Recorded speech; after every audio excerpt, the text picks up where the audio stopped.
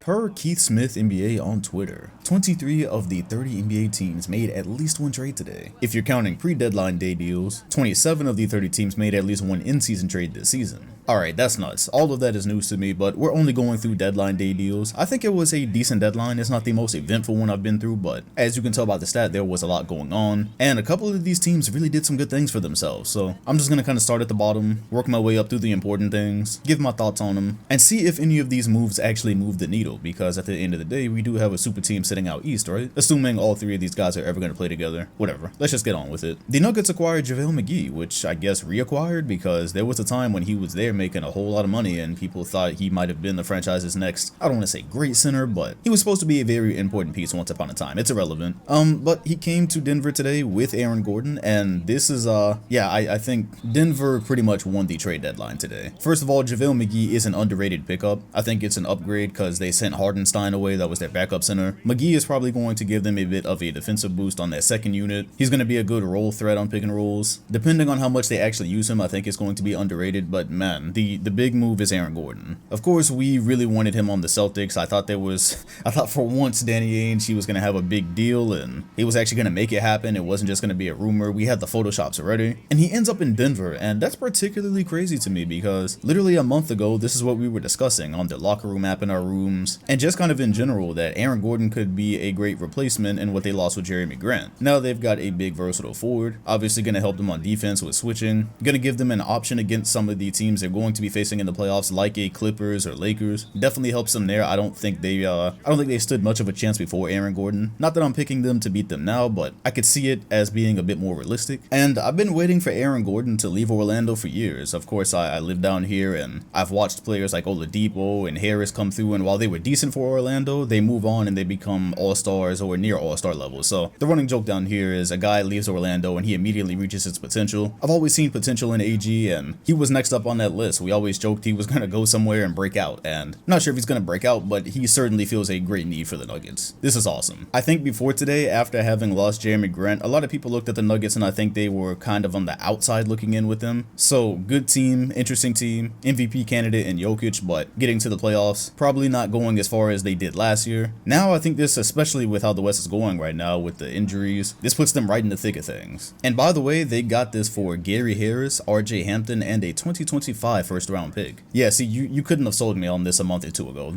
I just didn't think the Nuggets had a package to send for AG, but I thought he would fit perfect, and the fact that we're here, wow. So that trade included the Orlando Magic, and boy, have they been busy today. They also sent away franchise cornerstone Vucevic, I guess you would say. He's been hooping this year in all seriousness. Sent him to the Chicago Bulls. In return, they got Wendell Carter Jr., Otto Porter, and 2 first-round picks. The Vooch trade is specifically funny because we spent the entire, probably the last 2 weeks building up to this trade deadline saying, or hearing that Vucevic is untouchable, he's not going anywhere, the Magic would have to get some fairy tale deal for it to happen, and this is what he goes for. Not that it's bad, I just assumed it was, from the way they were talking, I thought it was going to be more than this, and the Magic actually trading Vucevic, that's not something that really became realistic to me until I woke up this morning when they said they were listening to deals. That's the NBA for you. Either way, he is now in Chicago with what is turned out to be a nice core. You've got Zach LaVine there, Patrick Williams, underrated rookie, but of course the story is Zach LaVine, their new star, getting a duo partner. I'm already falling in love with imagining the pick and pop options between those two, and the Chicago Bulls are currently the 10th seed. They are 2.5 games out of 7, so at worst they're in the play-in, and with this upgraded roster, I can go ahead and name the Bulls a playoff team. I really think I don't know if they're going to get out of the play-in range, but Chicago should make the playoffs. Healthy. Of course, that's implied. That's always implied, right? I'm very happy that the Magic decided to part ways with Vooch. My last Magic game was sometime last month. It was against the Kings. I went there and there was Vucevic, this ultra-talented center, and just a lot of, let's just call it what it is, nothing. Everyone on the team has been hurt. They had guys starting that are not really starting level players. And so I looked at Vooch being in his early 30s, and I looked at the Magic, who are clearly not going that far with Vooch as their best player, and I just thought, what are we doing doing here? Why is he here? He could be helping some legitimate playoff team make I guess a push for the second round or something. He could be doing something more than just putting up stats on a team where there's nothing to work with. The Magic ended the Dwight Howard saga 9 years ago. Yeah, he was traded in 2012. Vucevic ended up being the star prospect that they got back in that deal. He's what developed into that star prospect. They made the playoffs twice, the first time of which was in 2019. They won 2 playoff games. The Orlando Magic are rebuilding from a rebuild. But hey, at least keep an eye on it. If you're an Orlando fan, I think you're kind of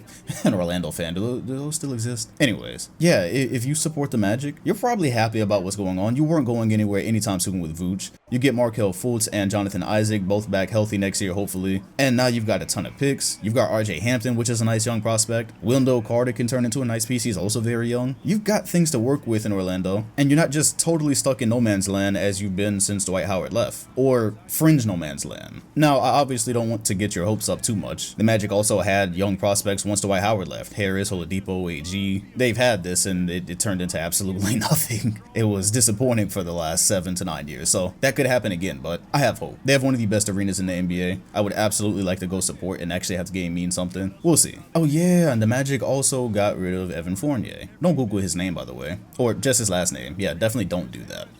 Evan Fournier is a Boston Celtic. It only took 2 second-round picks, and Jeff Teague had to be included. Jeff Teague is going to be waived by the Magic, and so Fournier on Boston. How do I feel about it? My team. It doesn't fix the Celtics' problems. You got another good scorer. What is he averaging? Around 17, 19 points a game? Yeah, of course. I think he's going to help clean up some of their rotations. I'm talking about playing rotations, not defensive rotations, which that's where they could use the help. I think the defensive intensity is just not there this year. The defensive chemistry has a lot to do with guys being in and out of the lineup, but whatever. There was not a trade out there, in my opinion, that was just going to flat out fix things. Aaron Gordon was probably the best we could have done. So getting Fournier for free was a nice pickup. Not disappointed at all, but not expecting a whole lot from it. Shout out to Lowe. I have not seen his video yet, but I did see on Twitter he put the Celtics in a loser column of today's trade deadline. Maybe they didn't get what they needed, but getting Fournier for free wasn't a loss in my opinion. Either way, I'm realistic about where they are this year. People asking me how am I going to deal with them losing this year or losing early in the playoffs, like I do anytime we didn't really have expectations. It's not that hard to see. They don't have great expectations this year. They shouldn't go far. You can't look at a cat and tell it to bark. It just is what it is. Oh yeah, they also, after Daniel Tice missed the game-winning 3 last night, they sent him away. That looks like it was probably for a roster spot. They got Mo Wagner from the Bulls, so that's where you can find Tice now. Pretty nice. Maybe the Celtics will be players in the buyout market, but it looks like guys like Drummond will be in Los Angeles and LaMarcus Aldridge probably somewhere like the Heat. Not expecting a whole lot there. Speaking of expectations, man, Miami really just made something out of nothing. So they wound up with Oladipo a whole, what is this, probably 3 or 4 months earlier than they would have? Yeah, how did that happen? Victor Oladipo started this year talking about how in Indiana he thought they had a championship program and he was fully committed to that. We knew it was BS. We had already heard before he said that he was in love with the idea of going to Miami. He got traded, went to the Rockets, 20 games, then he is traded for, get this, Avery Bradley, Kelly Olynyk, and a 2022 pick swap. Furthermore, the Miami Heat recently added Trevor Ariza, and today they got Bielitsa for Mo Harkless and Chris Silva. Today they got 2 serviceable pieces, 2 important pieces I might say, for virtually nothing. They held on to Duncan Robinson and Tyler Hero. We've heard a lot of trade talk centered around those guys. We know Miami did not want to part with them, and now it looks like in the buyout market they are the front runners to get LaMarcus Aldridge. Mid-range threat, I think that's mostly what you're getting from him these days. So if you're keeping track of their lineup in your head right now, and you're thinking, man, they did this without giving up relatively anything, the Miami Heat had a great day. There's a rumor out there that Pat Riley basically stalled the Rockets until they realized they were the only option for a trading partner for Victor Oladipo, and that's how they finessed this. Don't know how true it is, but sounds like some Pat Riley shit. The Heat are right back on the radar in the Eastern Conference. I know they started very slow, but there was COVID, there was guys in and out. They've got potential here. I'm not gonna say they're for sure going back to the finals or they're this team's biggest threat, but I will say a lot of people probably take them more serious today than they did when they woke up. If I'm a Heat fan, given everything that's going on this season, I am beyond excited to see where this goes. The 76ers got George Hill, so they got themselves a point guard. That's when we pretty much officially knew Kyle Lowry wasn't going there. That was a 3-team deal. The Thunder wound up with Austin Rivers, Tony Bradley, and more picks, a 2025 second round and 2026 second round. I don't even know the number of picks that the Thunder own off the top of my head. It's somewhere in the bajillion range. The Clippers fulfilled the long-lost point guard prophecy. They acquired Rajon Rondo from the Hawks. Of course, people are going to say Rondo's been terrible for the Hawks this year. Look, you never take what you see from Rondo at face value, at least least I don't. You see him during the season, you see him in certain lineups, you're like, oh, this doesn't look that good. Then when you need some important play at an important time in the postseason, boom, he's there. It's like clockwork. So he's back on a contending team. I also take that into account. The Hawks just recently started picking things up, and he's on a team that is clearly looking for his services. This is all we've been hearing in terms of flaws for the Clippers, is that they need a playmaker, they need a point guard. Not sure Rondo is the guy that's going to answer those questions, but I'm glad to see that the Clippers did something, and I'm very interested to see how it plays out. The Atlanta Hawks, emphasis on Atlanta, got Lou Williams, by the way, in that deal. That's funny, I guess. Also got 2 second-round picks. But yeah, I definitely want to see how the Clippers utilize Rondo. Want to see what lineups he's a part of. I have many questions there. One of the more surprising deals of the day, the Blazers getting rid of Gary Trent Jr., Rodney Hood also. So yeah, those two for Norman Powell. Norman Powell became somewhat of a hot commodity. He's been hooping lately if you haven't been paying attention, lighting it up from the 3-point line. There was talk that the Nets were looking for him, and I was just like, okay, what are we doing here? So he goes to the Blazers, and Gary Trent somewhat broke out in the bubble. He's been a great piece for them ever since. I thought the way he was playing without CJ McCollum, I didn't know what was going to happen there. I thought they might have looked at CJ as a bit expendable, not in terms of Gary Trent being a replacement, but with what he was providing, maybe they felt comfortable getting some pieces for CJ to put next to Damian Lillard. I don't know. It was just a thought I was having earlier in the season. So yeah, maybe this was money related. I see Norman Powell playing somewhat of a similar role for the Blazers, but I'm not sure either team got so much better from this move. This one was just super shocking. I did not know Gary Trent Jr. was going anywhere. So as far as actual trades go, that's pretty much it. We had Kyle Lowry's entire farewell tour as a Raptor last night. The man was crying. Drake FaceTimed him. It looked like the end of an era, and he did not get traded. There was Lakers talk, Heat talk. Of course, we already covered that the 76ers fell out. I was 100% sure one of those was going to happen. Then by the time we were probably around 3 or 2 minutes left to the deadline, I had my questions, I had my suspicions, and they were both right. He's still a Raptor, so we'll see what happens there this summer. Just to revisit the whole Oladipo thing, people are now revisiting this saying, wait, hold on, we turned James Harden into cap space and some pick swaps, and Kelly Olynyk and Avery Bradley. There's problems with that, but we have no clue. The Rockets have picks that we don't know where they're going to land in like the mid-2020s, so there's just a lot of questions right now. We don't really know anything. I see some people saying, why didn't they keep Karis LeVert? Oh, they could have had Jared Allen. The Cavaliers are talking about offering Jared Allen $100 million right now. I'm not sure that's where the Rockets wanted to go with that. And yeah, for a good while, they're probably going to be tanking. So while you probably could have done better, you probably could have gotten more for James Harden. I always thought the Sixers deal was the best one. I don't know who really skimped out on that. I don't know if the Sixers weren't willing to include Ben Simmons or if the Rockets actually ghosted Philly. We've heard so many stories. We got to wait until books come out and things are confirmed. Either way, yeah, Rockets fans are not very happy. People are laughing. I'm not going to lie. This is kind of crazy.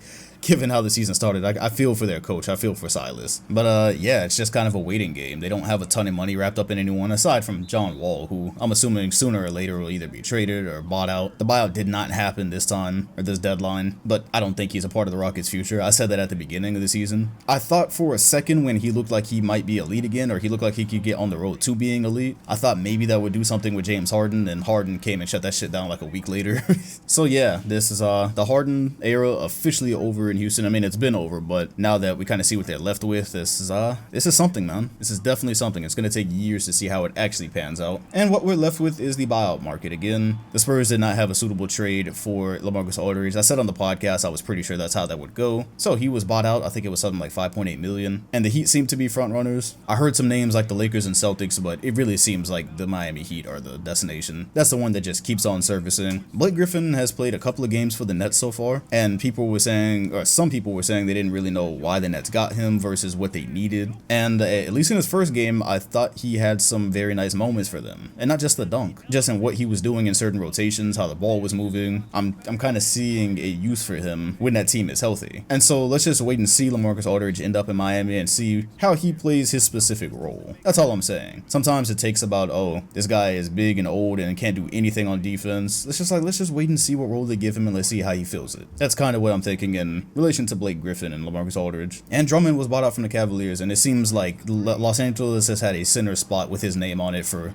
a couple of weeks now. So you can pretty much expect that. I think the Lakers jersey with Drummond on the back is already printed. But we have to wait. None of that's official. Oh, one very tiny deal I missed. I did say at the beginning of this video I was kind of only going over the really important ones. But there was some little notes here like JJ Redick being sent to the Mavericks. Originally, it was thought that he was going to be bought out. That's all I saw up until the moment he was traded. They were saying maybe he was headed to the Nets. That was Another shooter to spread the floor. I'm glad he's on the Mavericks. I don't think there's a buyout situation there. Good for them. Good for JJ. There might be some other smaller deals out there that I didn't really mention, but I think I've talked about everything that I care about. Shout out to the Heat and Nuggets, y'all did good today. Let me know how your team did on the trade deadline. Are you happy with what happened? You disappointed? Is your team a player in the buyout market? Do you want the services of a Drummond or LaMarcus Aldridge? Let me know in the comment section below. Also be sure to hit the like button, comment, and sub if you enjoyed, and hit the bell next to my name if you want notifications every time a video drops. Thanks for watching, and I'll see you on the next one.